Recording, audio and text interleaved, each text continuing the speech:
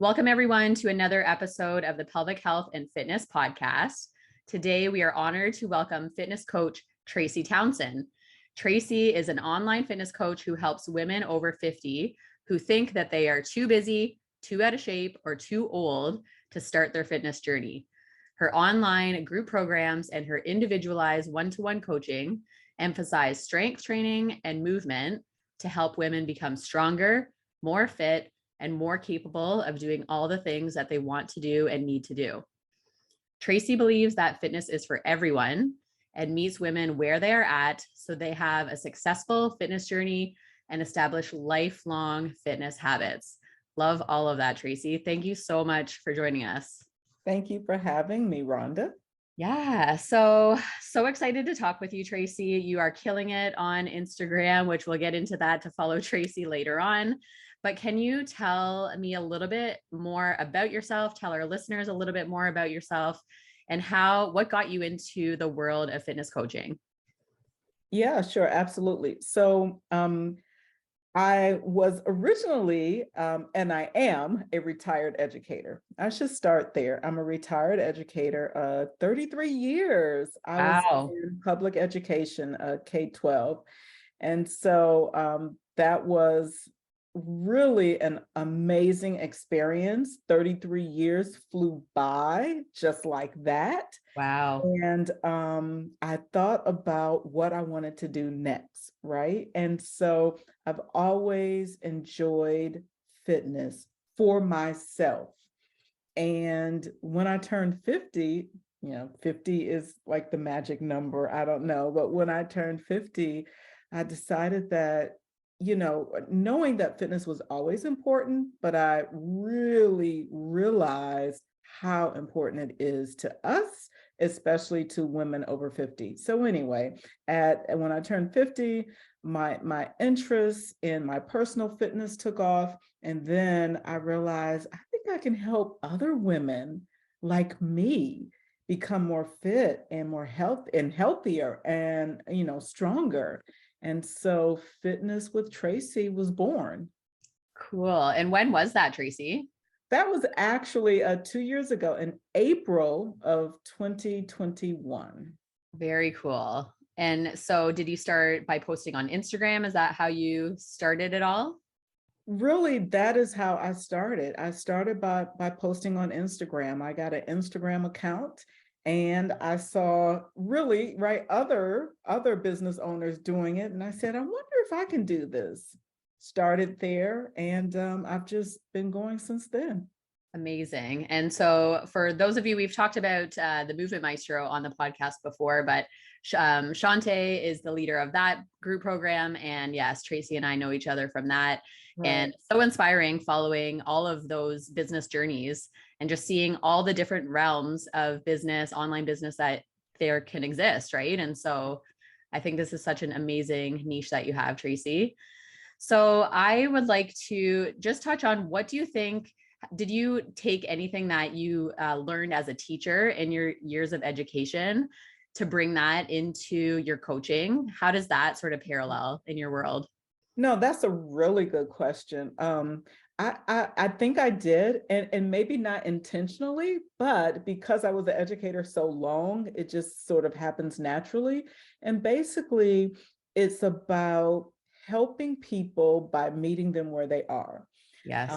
You have to do that with every student in your classroom, every student in your school. You meet them where they are and help them progress and move further. And you do the same thing with fitness coaching. You meet people where they are. And it's funny, Rhonda, because sometimes we get so enamored with what we see on social media, right? We see Yep. so many wonderful things happening. I'm not taking away from that. And we have to realize that, I might like to do this move, or I might like to lift that heavy at some point, but that's not where I'm going to begin. And Yeah. so it's helping people start where they are and moving them along so that at some point along their journey, they're able to, lift that amount of weight and more if they Yeah. desire. And it's the same thing in education, right? You meet people where they are, build on their foundation so that they can learn more and do more. And I think that's really important for us to remember as coaches when we coach anyone, not only women over 50, but anyone. That's beautiful. I love that. And that just comes with experience, right? As a teacher and as a fitness coach, right? Is recognizing where is someone starting from, right? We don't all start from the same point. Right. As much as we would want that, because that makes everybody's life easier, but that's just not realistic. So with that, Traci, I'd love to hear sort of like your ideal client and who you typically work with, or is it kind of a variety? Is it someone that used to maybe strength train and got out of it? Or are these people just brand new to strength training? What does that look like for you? No, that's a really good question. And it's funny, right, Rhonda? It goes back to what we just said, that everybody, we're all individuals. And so each person is starting at a unique point in their fitness journey. And so I have worked with women who have had strength training in the past, and I have worked with women who maybe have thought about it but didn't know where to start. And I've also worked with women who just like fitness is new to them. Yes.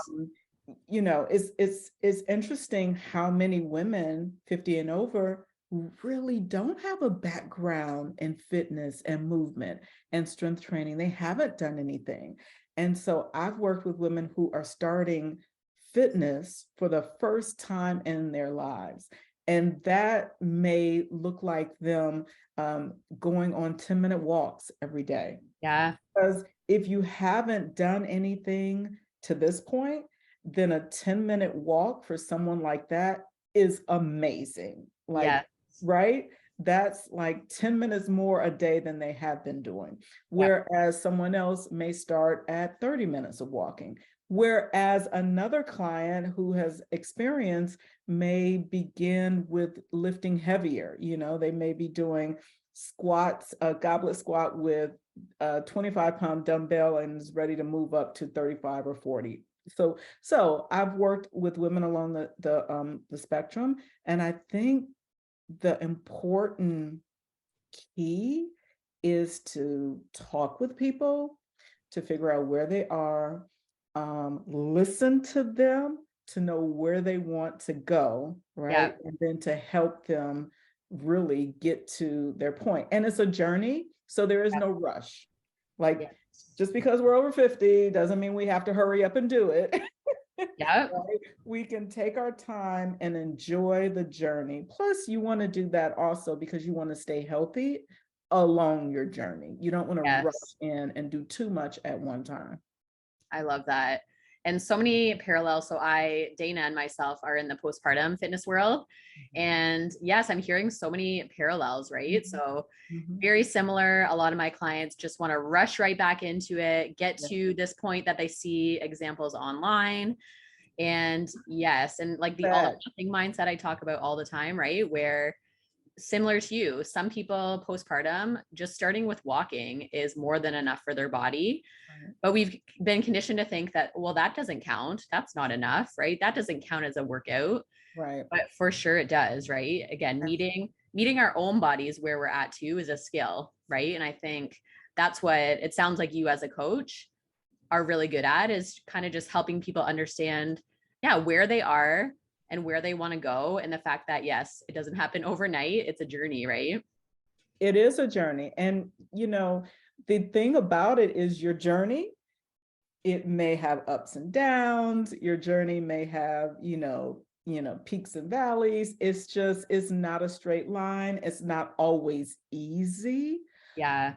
So moving along your fitness journey involves so much more, your mindset, as well as, the capacity of your physical body, what it can and cannot do. So there's a Yes. lot to consider. Oh, big time. And I loved what you said too, just about having it be based on somebody's goals, right? So I think that is something I've, really had to learn as a physiotherapist and a fitness coach. we can have our biases and we can have our things that we love doing and we would hope for our clients to achieve. But at the end of the day, if that's not their goal, we can't force that upon them, right? So I love that you said that too, is just, yeah, really getting clear with what do you want out of this fitness program and how can I help you get there? Right. And I think that's important, Rhonda. What do you want? Because here's the thing.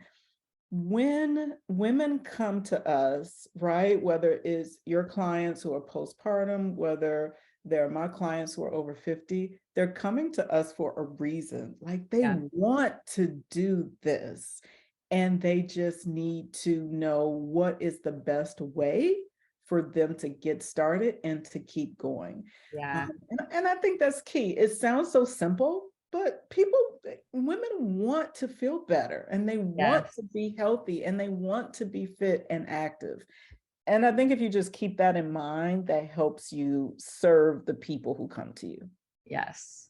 I love that. Yeah. So if any of our listeners that follow along are in their 50s, approaching their 50s, or just, thinking about what it's going to be like to be in your 50s, what are some things, are there some special considerations that you think about with your clients just being in that age group? And what are some things that you talk about with your clients in regards to fitness in your 50s? Oh, wow. Yeah, so much. Well, I think one of the first things I do, of course, like we just talked about, is you listen to where the clients are, because, I mean, let's face it, as we get older, things change, our bodies change, and that's okay. And so it's about listening to, are you dealing with anything currently? I have a few people who come to me who, arthritis has said hello to them, right? And so, Yeah. while I, help them to understand, all right, well, definitely if you're having issues, then you need to see someone who's trained, a medical doctor who can help you with arthritis. What I can do, however, is to help you get stronger, as long as you're ready to go, you have the release from the doctor, and, it's all about, okay, how do I get stronger in spite of this arthritis, right? Yes. What do I do? And so just taking any types of conditions that they might have into consideration. A lot of women 50 and older are going through menopause or are postmenopausal. Yeah. And so you consider all of those factors as you go and work with women over 50. Of course, I understand a lot of those factors, being a woman over 50 myself and postmenopausal myself. So I've either been through it or I'm experiencing it right now. Yes. So there are just a lot of factors that I think I work with the women about, and knowing that strength training can be very new to them. Now, again, when you look on Instagram, sometimes you may think that every woman over 50 is strength training, because there are, and let's rock and roll, more power to us. There Yep. are a lot of women over 50 on Instagram, showing you what they can do. And there's a whole nother population of women over 50 where strength training is just new. Yeah. If you were born in the 50s or 60s, you may not have ventured out into strength training. Yep. So anyway, just maybe starting with body weight and then moving up to bands and then going ahead and including dumbbells. So considering where they would like to start. Starting with body weight is very accessible, right? Yes. You have your body, so you can learn to do the moves, and then adding dumbbells after that. And really helping women over 50 know that you're not going to look like Arnold Schwarzenegger. I don't know. That's just not going to happen. Yeah. And this already, that look that women want, that look comes from building muscle. Yeah. So it's really about getting stronger, building muscle, because after the age of 50, we lose muscle mass, our bones become less dense. And it's not just about the look, but also about our health. For So I'm sure. sure I went way beyond what you asked me. No, that's beautiful. Yeah, there's so many benefits, right? And we actually had on the podcast Wanjira, and she specializes in menopause, and yes, so many interesting facts about exercise and the protective effects that exercise can have as we age, with osteoporosis, Mhm. things like that. And so, yeah, this work is just so important, Traci. And I think just removing the barriers and removing that fear for women in their 50s is so important, right? And so, yeah, it's interesting. We grew up in a world where even, people my age, I'll still hear like, I don't want to get bulky, right? I'm nervous to strength train. I don't want to get bulky. I don't want to have, like that big bulky look. And yeah, just educating people that look is really, really hard to achieve, right? And so, yeah, Right. like most Yeah. likely that's not going to be you. No, most likely that's not gonna Yeah. happen. But like you said, taking that fear away, Yeah. and the unknown, like what's gonna happen if I lift weights, and encouraging women. Women are so much stronger than they think they are, than we think Totally. we are. I mean, yes, you have to start somewhere, but at some point, that 10-pound dumbbell will become a 25-pound dumbbell Yeah. and a 35-pound dumbbell. I mean, it definitely increases. So not being afraid of a little bit of challenge. Yeah. Yep, and a little bit of work. Yeah. That's what strength training is about. So removing all of the unknown and fear is really important. I love that. I'm curious to hear, do a lot of your clients, again, the world we've been raised in is all about, looking a certain way. Yeah. What do your clients come to you in regards to weight loss? Is that a common goal for women, or what do those conversations look like with your clients? Yeah, no, Rhonda, I think, no, you're right. Weight loss is a goal for so many people, and it's so personal, Yeah. right? Weight loss, and our desire to be smaller, um, is so personal. Now, our desire to be smaller is different from our desire to be healthier, Yeah. right? Those are two different things. And I realize that size can also impact health. I realize that. Yeah. And, I've never been in a large body before. So I have, that piece that I can't really, I'm on a personal level, I can't really speak to someone on a personal level Yeah. about living in a larger body. But when I can speak to people about is living in a healthier, more fit, and more active and a stronger body. Yeah. And we talk about the steps that we need to do to become healthier, more active, stronger, and more fit.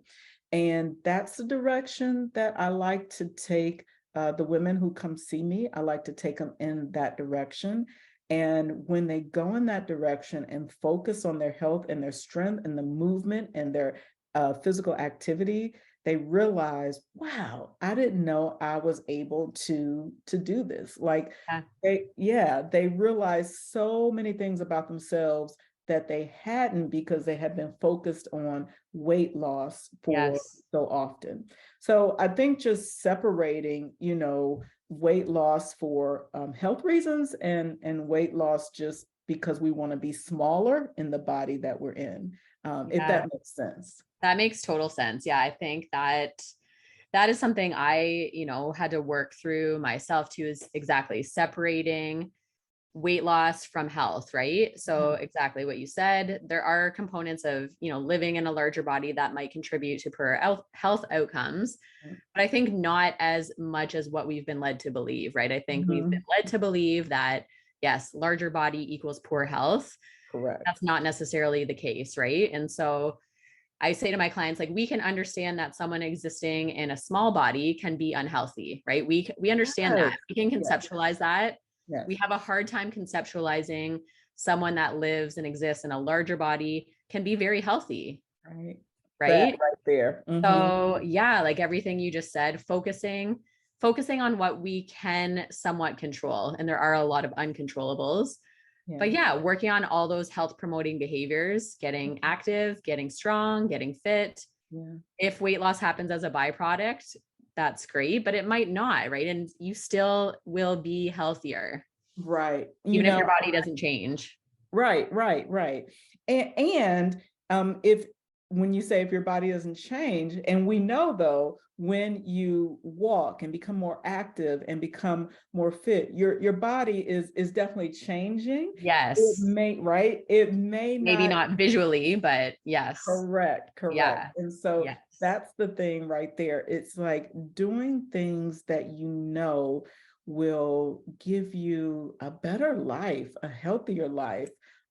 Just posted about that yesterday. Like, as a 56-year-old, I'm like, you know what? No chasing after this quote perfect body, whatever that is. And the perfect body is different for each person. Yeah. And so it's just like, I am ready to continue to do the things that I have been doing consistently for the last 6 or 7 years. And that is getting stronger and moving my body and just enjoying life. Like, the world is full of so many things that you have no control over. Yes. This you have control over. Totally. I love that, Traci, so much. Yeah. So I am so inspired by you as well with starting a business in your 50s. That is so amazing. That is like just incredible. Like, good job. Thank you. I'd love to hear a little bit more about that. So first of all, let's start with the positive. What has been the most rewarding part, would you say, of starting a business? You know what, Rhonda, the most rewarding part really has been meeting all of these women. The internet is amazing, right? So I'm meeting women like from UK and from Australia, and it's just blowing my mind that So we are cool. communicating and talking with each other. I have a group of women right now in my program, Strong Over 50 with body weight and bands, right? Taking women where they are and moving them forward. And the group is from all over the world. And so it's wow, it's sort of overwhelming also knowing that women across the world, we all need this. We are all struggling with certain things and we all want better for ourselves, right? So I think one of the best things about starting the business is that I get to communicate with other women who, like we talked about earlier, who want to be stronger and more fit and healthier. And we all know that, again, we have so many things in common. While we're all individuals, we share so much as well. And Totally. that has just been a joy to get comments on my posts like, thank you, this has helped me so much. And I'm like, let's go, girlfriend, keep pushing forward, don't stop. So cool. It's rewarding. It's rewarding. Very cool. And just, to live in a world where that is a thing, right? That you put a post on Instagram and people from around the world can see it and, join in with your mission. Like, that is just the coolest thing, I think. So cool. So cool. And so what do you think has been the biggest challenge with starting your business? Oh, that's a good question too. I think the biggest challenge has been if I look at the flip side of that, Yeah. to keep going when you feel like people have not heard your message, right? Yeah. And so, of course, Rhonda, you mentioned Shantae just a few minutes ago, right? And, as our business coach and mentor, she always talks about people, you have to keep going and you never know who's watching and who's listening. Right. And that's important. And whether you have a smaller audience or a larger audience, every like or every view represents a person. And so if you have 100 people in your business, following your Instagram, that's 100 people. Right. looking at you and Right. following you and learning from you. So I think that's the difficult piece is to put the Instagram saves and likes and hearts into real people, right? Yeah. Yeah, That's very interesting. And that yeah, just kind of, I saw a parallel with weight loss again, right? Where it's the big shiny object syndrome, right? Like we chase weight loss and then we also chase followers and likes and shares. But really, at the end of the day, it's the impact that you're making. Right? Exactly like you said, those individual people that every single like you get is an individual person. And yeah, I think those numbers, we kind of lose sight of that because again, it's all part of the game of followers, followers, followers, but it's so much more than that. So that was really great for you to say yeah. that. So much more. And it's, Yeah. the world is the virtual world. And so, yeah, it's just hard to put a face to each one of those comments and likes. Yes. So I think Yeah. that's been a challenge, but I'm getting better at it, Yeah. So I think, the more and the longer you do this, as I speak, it'll be 2 years in April. So cool. You become better at recognizing that, again, every single comment is a real person behind those words. Yes. Yeah. And it is challenging. So as a fellow creator and online business, Yeah. I feel that too, right? So even having this podcast, we get comments which we are so thankful for here and there of people saying, your podcast is so helpful. But yeah, a lot of times it's we're talking and we're putting it out into the world and I don't know who's listening, right? Right, And right. so same with these posts, right? And I think that's the thing is, we live in this world, we comment on people's posts, we talk to people online. That is part of our job, that is part of what we do. Right. But a lot of people who are following us, they maybe don't feel confident to reach out to you and message you. But Yeah. then, yeah, those people might turn around and buy one of your programs, even though they've never talked to you Yeah. online, right? Right, exactly. Yeah. You Yeah. always have to be, if we're in the helping business, that's what we do. We coach. And so you always have to be ready to help people when they reach out. And so, that is the piece about, owning your own business is like, okay, I am here. You let the people come. And Yes. so you need to be ready for when they come. Yes. Totally. Yes. So good. So, if there is a listener that's listening in on the podcast that maybe is again in their 50s or approaching their 50s, and the thought of strength training or starting working out again from scratch is so scary and so intimidating, which is understandable. What do you say to those clients that, yeah, are just super fearful, have no idea where to start? What types of conversations do you have with those people? Yeah, no, that's a really good question. The first thing is they can always reach out to me because I'm here to help, right? Yep. And to ease their discomfort or their uneasiness. But and we kind of hit on this before, but it really is about maybe even what is holding you back.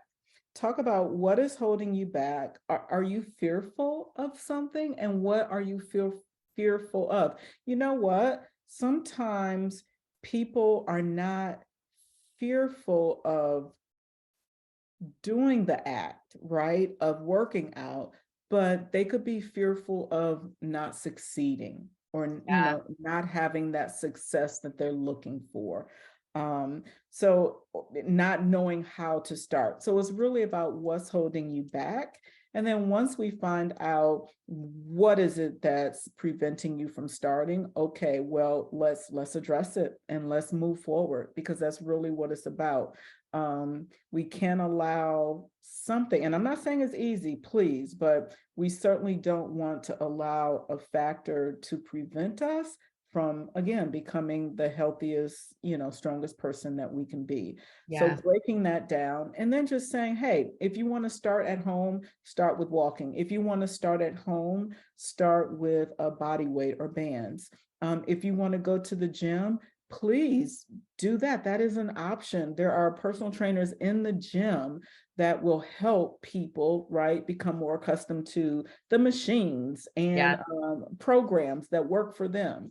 So just providing the reassurance, again, that you're not too old, you're not too out of shape, right, and you're not too busy. And I think the part about being busy, Rhonda, is more impactful than we think it might be. And I know you, right? You are dealing with postpartum moms, you know how busy our lives can be.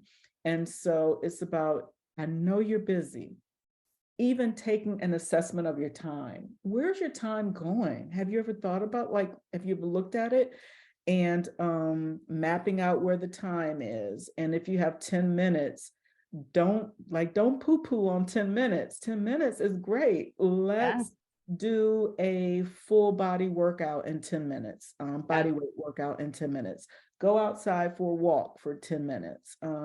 So really helping them find the time in the day where they can do something, and then what is it that they can do, and then helping them to remain consistent, consistent at carrying out the actions to get them to be a stronger, more active person. I love that. Yeah. I wonder if you find this too with your clients. I find this with my clients. You said earlier, whether they have fear that they might not succeed at the program. And it sounds like you do this so well, is just having that reminder that it doesn't have to be this big, crazy, scary thing, right? It can be walking, it can be body weight. So I think that's, part of the fear I find with my clients is they have this picture in their brain of what a workout should look like and what counts as a workout. And they're afraid to even start because they just think there's no way I'm not in good enough shape to start that, right? It's almost like I have to be in shape before I even start, but that's not how it works. Right. It's like that, right? I wanted to reach out to you, but I wanted to sort of get in shape before I reached out to you, right? Or I want to go to the gym, but I need to lose 10, 15 pounds before I walk into the gym. Like all of those things. And it's about coming as you are. You are perfect the way you are. Just come as you are. Yeah, that's amazing. So I would love to hear, Traci, you as a woman in your 50s, what is the biggest lesson you've learned so far as being a woman in your 50s? Yeah, I think a couple of things, Rhonda. So two things come to mind. And they're gonna sound so obvious probably when I share them, but working recently, right, with women over 50, and we mentioned this or talked about this a little bit a few minutes ago, but just knowing that, women, they want to take care of themselves. Sometimes they just need to know how, like what's the first step to take. And women are so grateful and thankful when they receive that help and that support and that coaching to get them started. It really means a lot to them. And that just helps to feed me and keeps me going, just knowing that they want this so much. I've got to be there for them, and I'm not trying to say I'm saving the world. That is not it at all. But like I tell the women in my group and my one-on-one clients, thank you for allowing me to be just a piece of your fitness journey, like just a piece to get you started and to help you realize the strength that you have inside of you. So just knowing that women, they want to start, they just need to get that boost, right?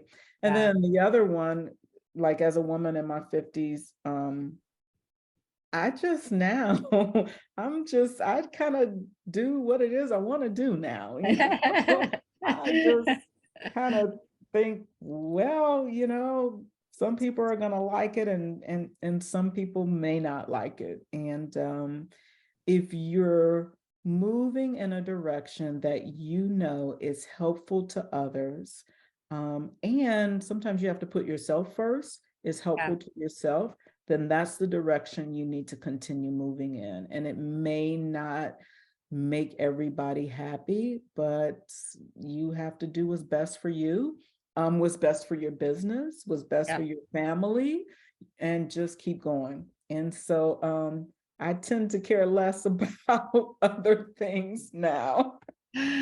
That I wonder if that's something, because I feel like I'm approaching 40 and I feel like I'm getting hints of that where yes, I'm just understanding if I don't put my needs and my own mental health first, no one Right. else will, right? If I don't do that for Correct. myself, no one else will. So recovering people pleaser, that's me.